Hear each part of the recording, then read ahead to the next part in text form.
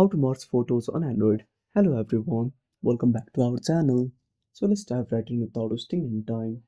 Also make sure to watch this video till the end. So first of all, open up Google Photos on a device.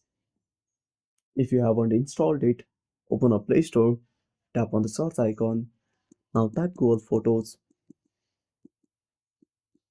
then tap on search, tap on Google Photos and install this application on your device. After installing, simply tap on open. Now find the photos you want to merge. Now simply keep holding one of the photos. Now select another and tap on create. Then tap on collage. Now simply select the layout and tap on save.